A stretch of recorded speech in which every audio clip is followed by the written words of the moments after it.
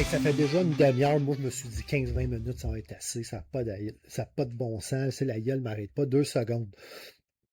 Là, on embarque. Écoute, on en a 1, 2, 3, 4, 5, 6, 7, 8, 9. J'en ai 10 qui sont sortis.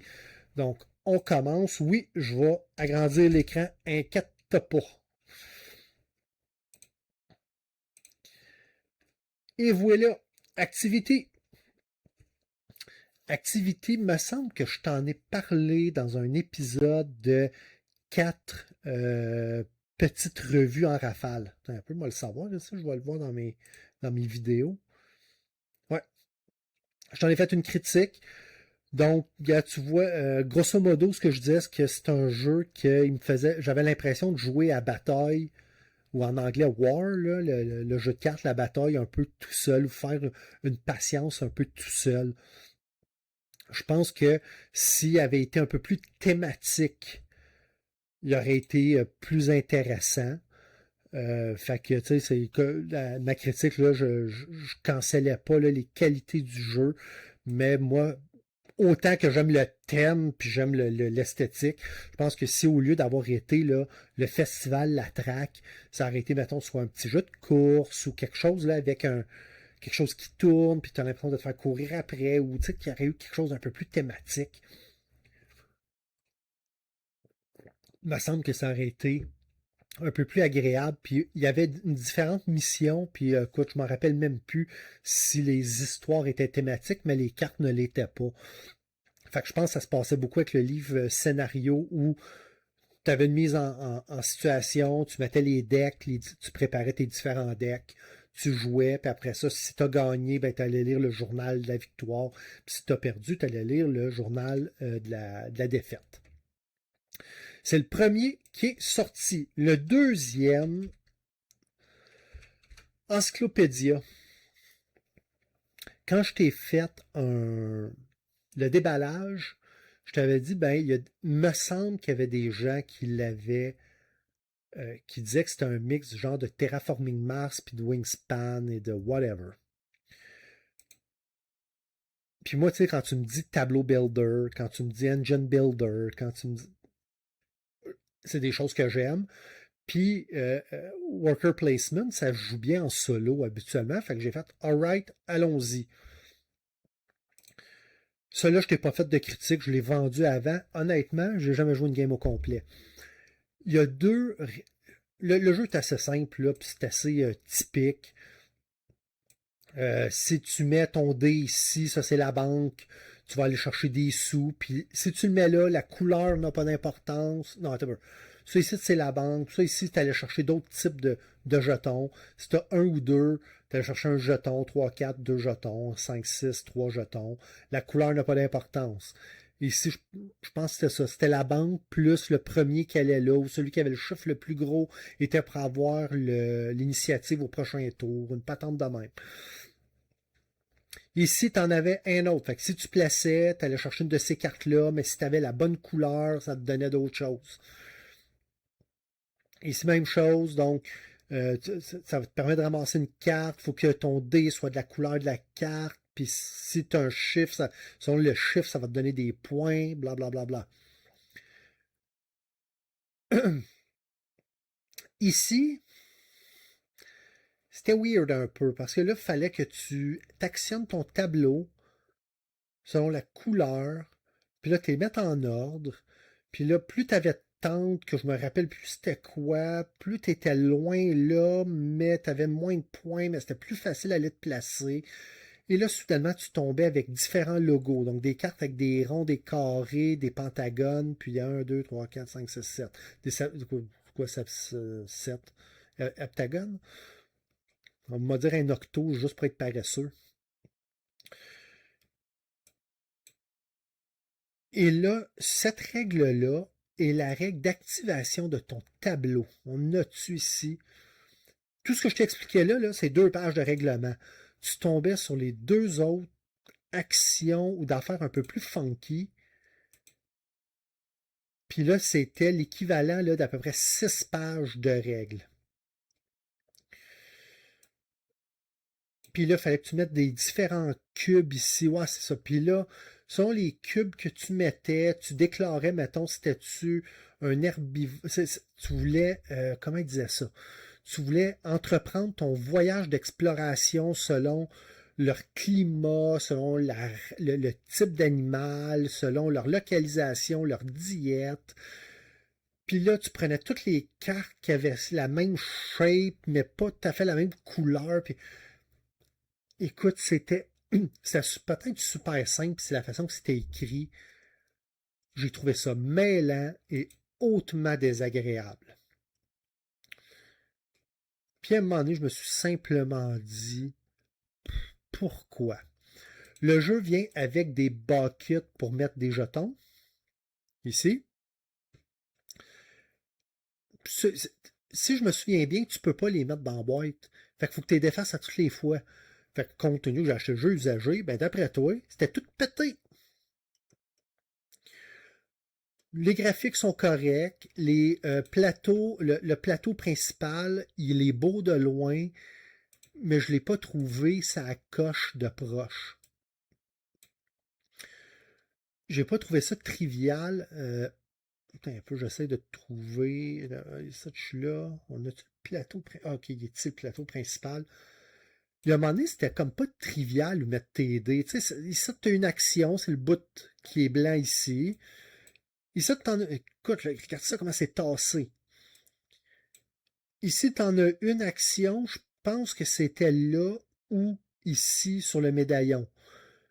Ici, tu en as, ben là, tu as toute cette place-là où mettre ton dé. Il n'y avait pas de signal. C'est là qu'on va. C'est comme, tu me souviens si tu veux. C'est comme ça. Là, ici, c'est l'histoire des cubes puis des dés. Puis, écoute, c'était l'horreur à apprendre. Puis la façon de jouer qui peut devenir très l'interaction à plusieurs joueurs, c'est au moment où, dans un pochon, tu vas chercher des dés, tes brasses, et tu dois les placer sur ton plateau de jeu. Ben, quand c'est ton tour de jouer, tu peux prendre un de tes dés ou le dé d'un autre joueur. Puis quand tu prends son dé, ben, ce joueur-là va, exemple, avoir le bonus auquel lui, il a mis, sur lequel, là où il a mis son dé, selon la force et la couleur. C'est à peu près la seule place d'interaction, mis à part là, des petits gugus comme ça. J'ai trouvé ça terriblement ennuyant. Puis comme je te dis, à un moment donné, j'ai fait pourquoi me faire du mal? J'ai tout sacré ça dans la boîte. J'ai fait ce n'est pas pour moi. Prochain, Tenby. J'ai fait une critique peu positive, puis tu vois que je suis comme un peu tout seul dans ma gang. Tu vois là que c'est assez fort, puis quand tu tombes, là, 280. Peut-être un peu, ici tu le vois peut-être pas. Tu le verras peut-être pas. Attends, je vais te l'amener ici. Tu vois le 161 personnes qui a dit que c'était un 9, 283 personnes qui disent que c'est un 8, 146 qui disent que c'est un 7. Moi, j'ai donné un 3, on est 7, tu sais, à 4. Hey!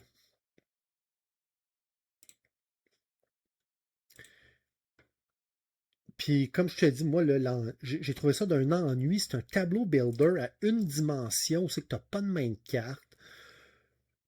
Peut-être qu'à plusieurs joueurs, c'est intéressant. Mais le côté cute, qui a été un élément qui est venu me chercher, n'a pas été assez pour me garder là. J'ai fait une mauvaise. J'ai donné une mauvaise note. J'essaie jamais de dire que le jeu il est mauvais.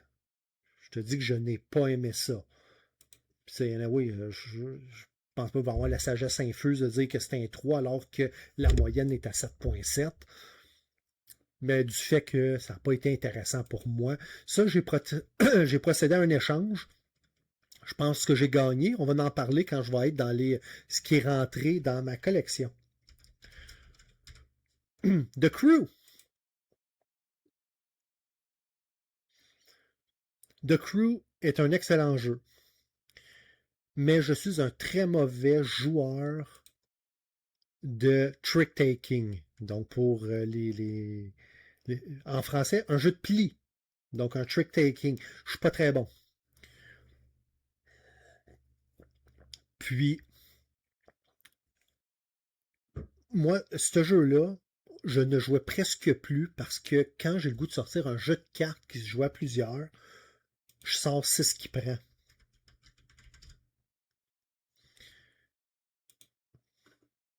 Ou Take 5. Ça, c'est mon jeu de cartes de jouer avec des pas gamers. Ça, je trouve ça fantastique. Ça joue bien. On a des fous rires avec ce jeu-là. The Crew, excellent jeu si tu aimes les jeux de pli. Il s'apprend bien si tu connais un peu c'est quoi un jeu de pli. Il faut que tu suives la soute. Mais grosso modo, c'est un jeu que je jouais le plus possible avec mes parents. Puis pour des motifs de santé familiaux, disons qu'on n'est plus en mesure de pouvoir jouer à ce jeu-là. Fait que je l'ai, tant qu'à l'avoir, puis je le jouais pas, je l'ai remballé, puis j'ai décidé de le vendre. Mais tu sais, c'est le genre de jeu que tu me dis, hey, on se fait une game de The Crew à soir, là, on jouera pas une. Remarque que je dis ça, pas jouer une veillée de temps, là. J'ai déjà joué une veillée de temps de Crew avec une joueuse de cartes puis une board gamer avec Marie-André puis une amie là, qui était une joueuse de cartes. Puis finalement, là, on a joué, là, je pense, pendant 3 heures de temps. Mais tu sais, un petit porto, un petit rhum, un petit ci, un petit ça. Puis on a eu vraiment un gros, gros, gros fun avec ça. Ça a bien passé. Là, je tombe dans du plus sérieux. Tu sais, il y a des fois, quand tu commences à avoir une bonne ludothèque, il y a un moment donné, il faut que tu fasses des choix. C'est en site, j'ai un écœur en titre des euros. J'ai encore mes euros, ceux que j'aime, mes intouchables. Mais à un moment donné, comme la Crimosa, c'est pas un jeu qui était pas sans ses problèmes, mais le thème me parlait, la musique. On s'en est parlé quand ça fait un an. Euh, le jeu, l'histoire de slotter une carte en haut et en bas, donc en haut pour l'action, puis en bas pour ta phase de production. J'aimais beaucoup ça. Le, le tableau joueur ici, là, avec la feuille de musique, je trouvais que c'était chic. Les cartes, c'est un peu weirdo, là, des cartes à slotter par en haut, des cartes à slotter par en bas, mais un coup tu comprenais, ça se faisait tout seul. Il y a un moment donné, là, je me suis retrouvé, là, ma Calax 2x4, là, ma 8 casier, là, elle vomissait partout. Fait que j'ai trouvé un acheteur pour ce jeu-là, puis je pense que ça faisait. Je l'ai. Comme bien des jeux, là, ce qui arrive, là, ça fait 5-6 fois. Mettons une ou deux games d'apprentissage, deux, trois games solo. Je l'ai essayé une fois, peut-être deux avec Joël, puis après ça, je l'ai mis, puis on est passé à d'autres choses, puis on l'a jamais ressorti. Fait qu'à un moment donné, ça a été, ben, je vais le laisser aller sur des jours meilleurs. Mais sinon, gars, j'ai donné un 8, là, fait que j'ai un excellent souvenir de la Crimosa. Un autre que je t'avais dit, c'était mon préféré des jeux en T. Trismegistus.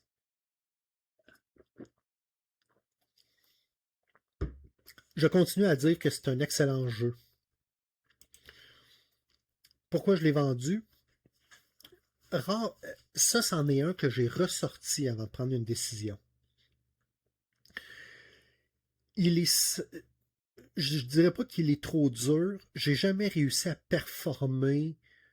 J'ai toujours senti que j'étais comme à 3 tours d'avoir une excellente game. Tu sais, quand je dis 3 tours, mettons à 1 dé là, ou à 3 actions, c'était pas rare que j'arrivais et je faisais Ah, j'étais rendu, mais il me manquait un symbole, il me manquait. À force de jouer, je devenais meilleur, mais à un moment donné, ça a juste été une coche de trop. Par rapport à d'autres que j'ai qui sont un peu plus légers, puis que j'ai plus de facilité à ressortir. Mais puis en plus, celui-là, je le ressortais, là, je reflippais les pages de règlement rapidement. Le livre de règlement, il est famous pour avoir été écrit d'une façon wishy-washy. Puis je le relisais rapidement, là, puis c'est un jeu que j'avais intégré dans ses mécaniques, peut-être pas de la façon des pipés, de façon le plus efficacement possible, force est d'admettre. Mais sinon, qu'est-ce qui est à faire, quand, quoi, comment, je le maîtrisais assez bien, puis j'ai jamais réussi à performer une bonne game de Trismegistus où je fais alright, c'est rentré. Fait que j'ai fini par le vendre. Donc, de tous les jeux en T, le seul qui me reste en ce moment, c'est Tawantin Suyu. Puis lui, je le vois pas partir. Malgré que lui aussi a ses gros défauts. Puis l'automa est rough à rouler. Puis certains diront que le board est dégueulasse. Un coup, tu le comprends, ça vient super aisé de le comprendre. Tawantin, là, grosso modo, là, pourquoi le board est fait de même, c'est que tu as des cartes pour placer des travailleurs, puis ils viennent avec des symboles.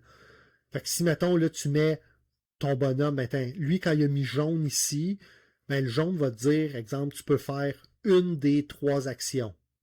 Fait que prendre des patates, prendre du ciment ou piger 2 cartes rouges.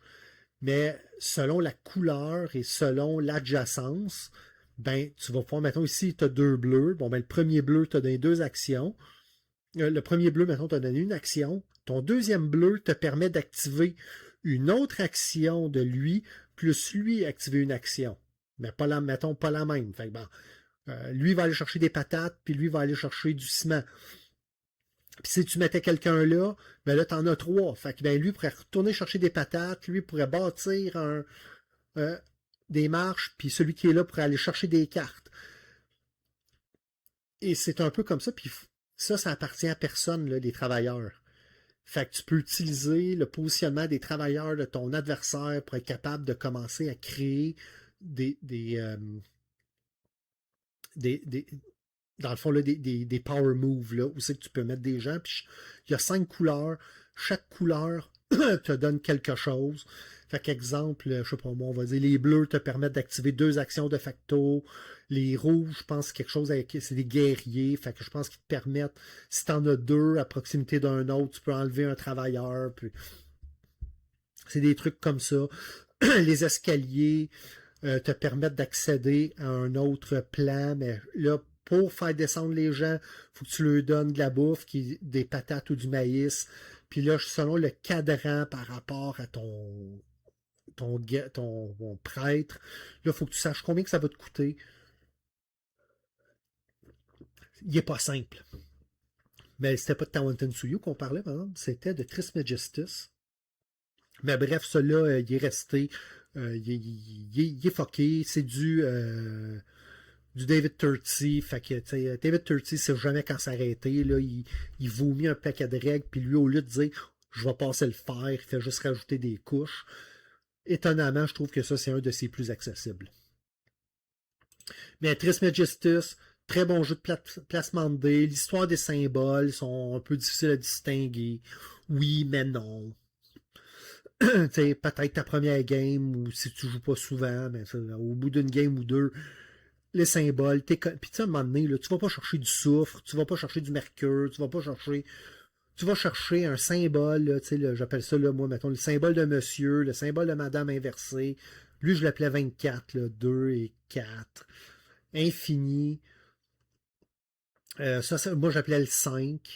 Puis ici, ben ça, je savais que c'était mercure. Ben, là, à un moment donné, là, tu lui donnais des noms, puis tu roulais avec ça. Bref, Trismegistus, pour moi, ça a été un bon jeu, mais qui a quitté ma ludothèque. Oh, que le prochain, celle-là, il y a du monde qui vont faire What? SETI, un autre excellent jeu, qui joue bien, qui est un table hog, qui est long à setuper parce que si tu n'as pas d'insert en 3D, là, la portion ici, là, c'est quoi? C'est 4 x 8, là, donc quoi, le 32 tuiles là, à classer, à brasser, puis à mettre ses bonnes places. Puis après ça, il faut que tu mettes les 8 tuiles bleues comme ça. Ah non, puis écoute, j'ai dit ici, tu en as d'autres, ça, des tuiles. Fait que, tu sais, là, tout faire des petites piles, puis après ça, bon, il faut que tu prépares là, tes deux aliens que tu vas découvrir ici et ça. J'ai réalisé qu'un coup, ça, je l'avais acheté en précommande. Au total, là, je ne sais pas si je l'ai joué 10 fois. Puis à un moment donné, je l'ai ressorti.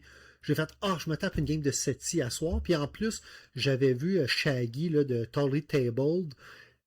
Le board, là, il peut être séparé en morceaux. Tu sais, mettons, ça, c'est un morceau, puis ça n'est un autre.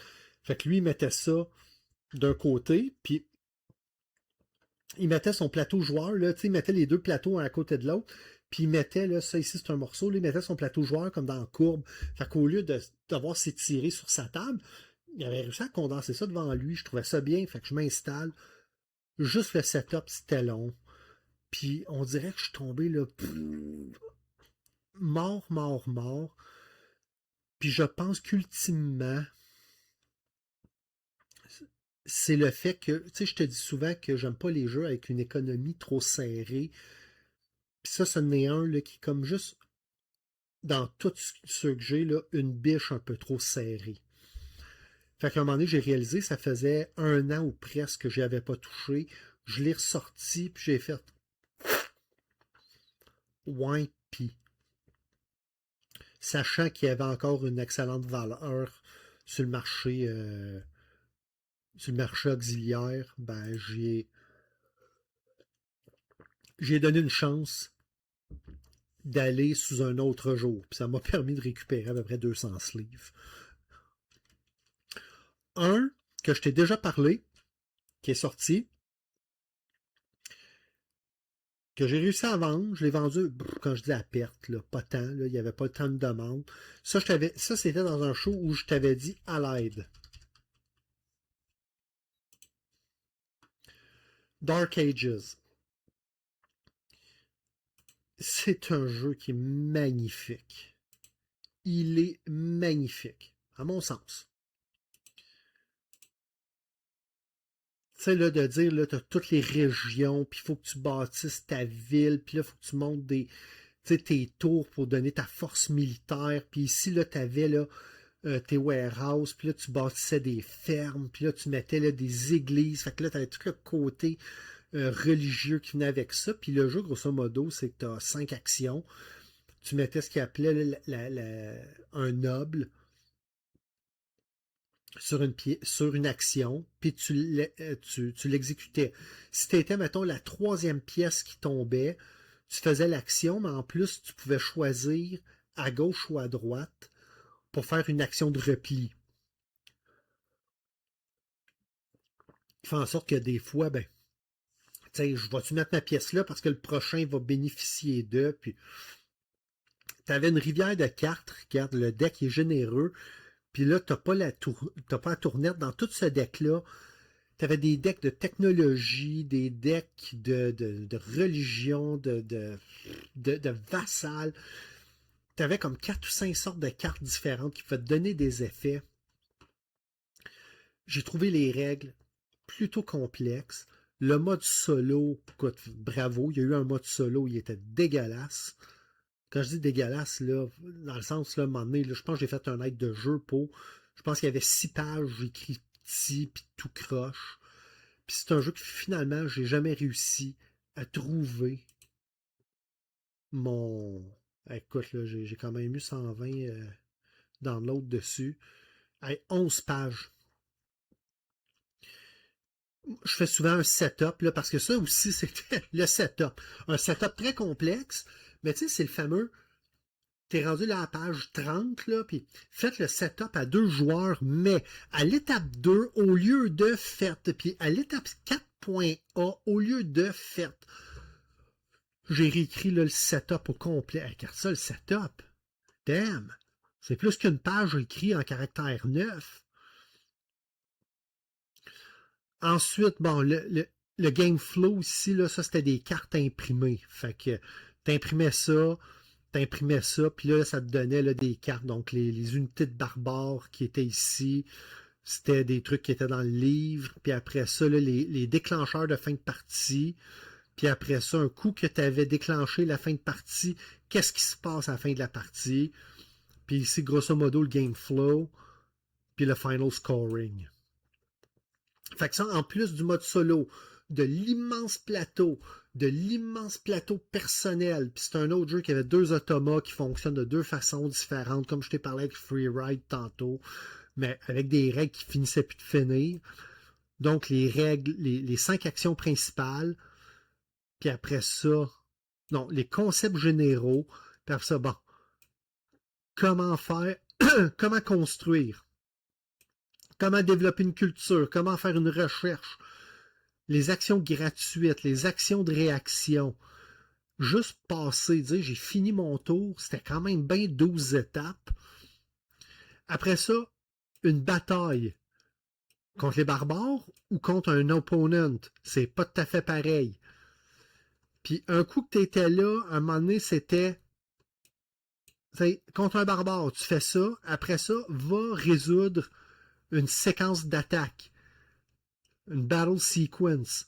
Bon, ben ici, tu avais les concepts généraux d'une bataille, puis tu avais la battle sequence. Un coup que tu avais le résultat, whoop, là, il fallait que tu retournes ici. Ça, ça c'était l'aide de jeu d'un des deux automas. Fait que lui, comment il résolvait chacune des actions, chacun de ses concepts.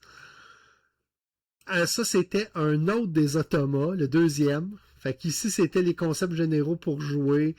Donc, tu avais des ennemis, des barbares, des jetons. Un opponent, c'était une figurine. Puis le Lordling, c'était... t'as vu ça? Ouais, le Lordling, c'était l'automa avec des figurines contre qui tu te battais.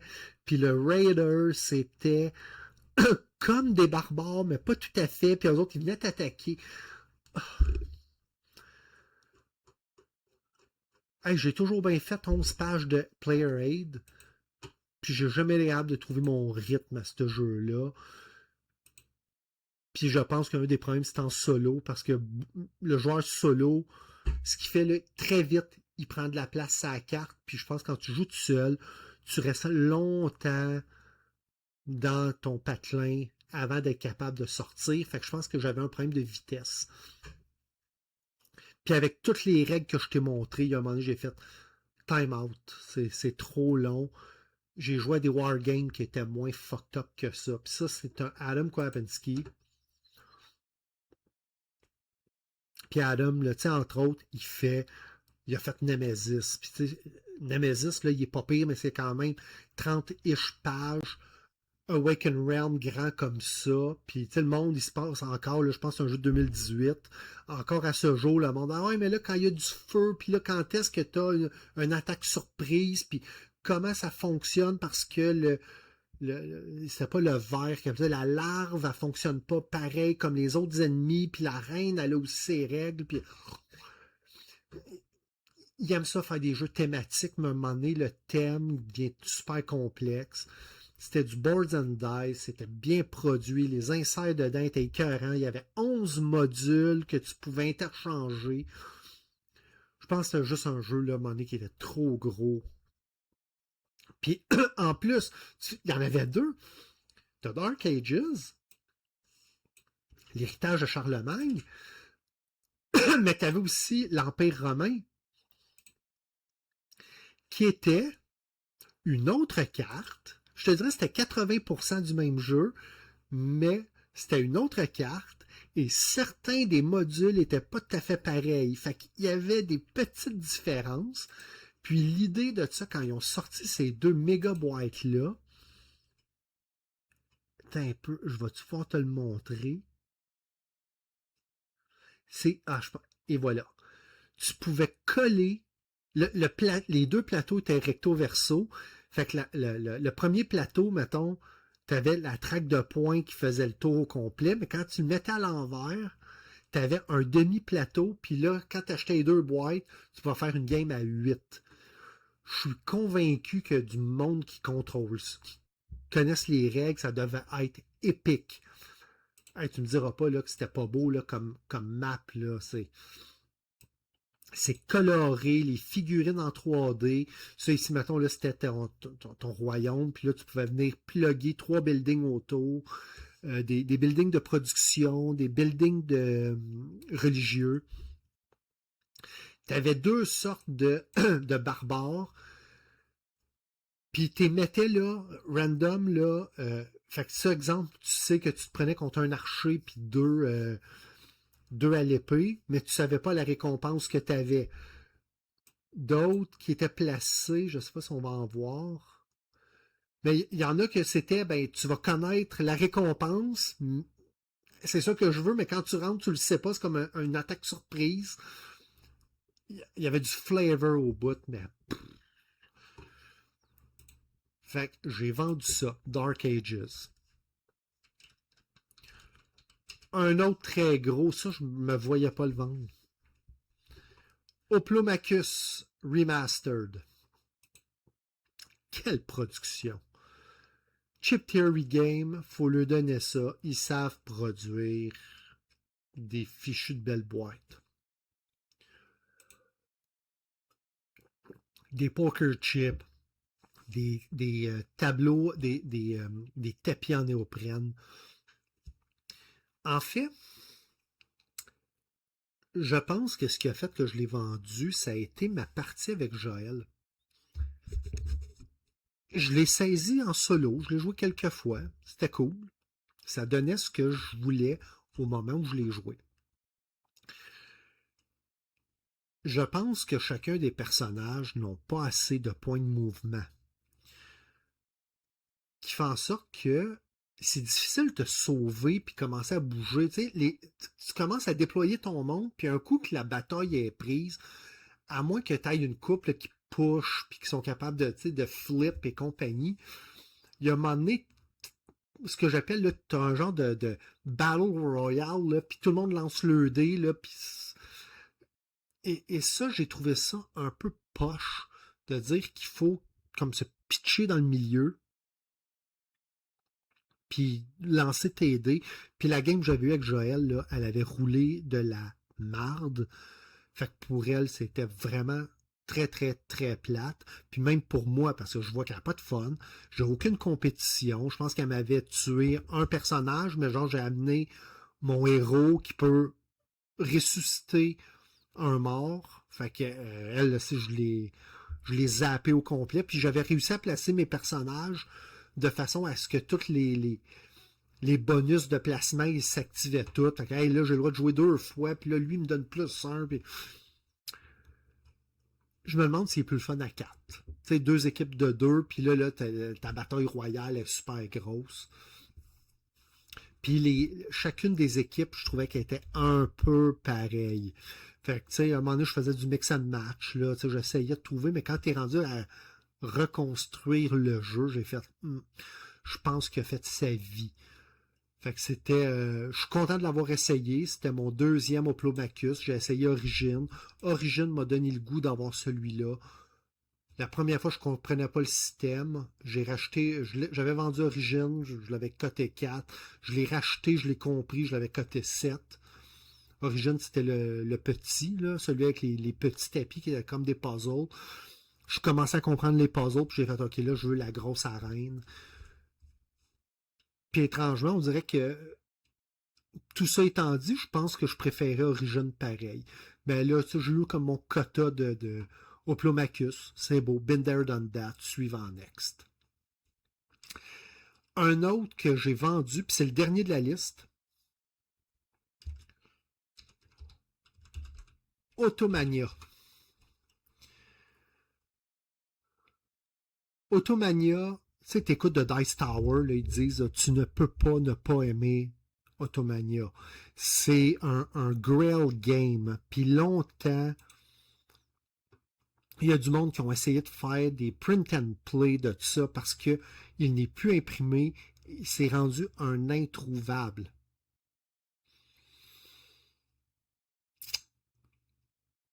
C'est correct. Ça marche. Ça marche. J'ai pas trouvé qu'est-ce qui faisait que c'était un wow à ce point-là. C'est pas mauvais. Ça marche très bien. Tu sais, tu mets, mettons, un personnage sur une ligne ou une colonne. Ça va déclarer, mettons, pour quelle voiture que tu as le goût. Là, tu as les citadines, tu as les SUV, puis tu as les voitures sport. Donc là, tu vas reconnaître peut-être un peu de Kanban, là, de Vital Lacerda. Ce qui est cool dans Automania, c'est que tu sors une voiture à toutes les tours, ish, à peu près. Ici, là, tu avais l'histoire des bonus, là, donc qu'est-ce que le marché veut. Fait qu'à un moment donné, il fallait que tu ailles chercher des tuiles d'options à mettre ici. Puis ça faisait des petits tracks, là, des chaînes de montage. Donc, tu sais, ici, la voiture. Tu sais, ici, tu vois, c'est une track qui descend comme ça. Donc, quand cette voiture-là va sortir, ben, elle va avoir, mettons, une étoile avec un spoiler, elle va être sécuritaire et avoir un bon handling, là, une bonne direction. Puis là, ça te permettait de mettre ta voiture sur un des bateaux de livraison. Puis après ça, tu avais toute une phase de scoring en fonction de qui avait le plus de points, blablabla. Ça marche, mais qui fait en sorte que j'ai jamais joué une game au complet. Il était là, j'ai eu plein d'opportunités de le faire essayer, puis on a toujours joué à d'autres choses. Ça a fait, bon, ben, il prend de la place, puis je l'ai vendu à bon prix, tu sais, j'ai fait un profit dessus parce que je l'avais acheté à un prix ridicule, là. Genre j'avais acheté ça 10$, puis j'avais réussi. Mais tu sais, je l'ai pas vendu là, 200$, là, je l'ai vendu 40-50$, là. Fait que tu sais, j'ai fait un prix très, j'ai eu j'ai eu, j'ai eu un prix très honnête dessus, mais puis la qualité, d'ailleurs, la qualité elle était très très bonne. Les composantes, les cartons étaient épais, les instructions étaient écrites de façon un peu étrange quand même. Fait que bref, Automania, ça a été vendu. On va mettre probablement Roddy Piper à ce moment-là. Puis là, il me reste 1, 2, 3, 4, 5, 6, 7, 8, 9, 10. Il en reste encore 11 ou 12 à jaser. C'est ceux qui sont rentrés. On s'en va les pouces, l'engagement, les likes, le whatever. On s'en va de l'autre bord.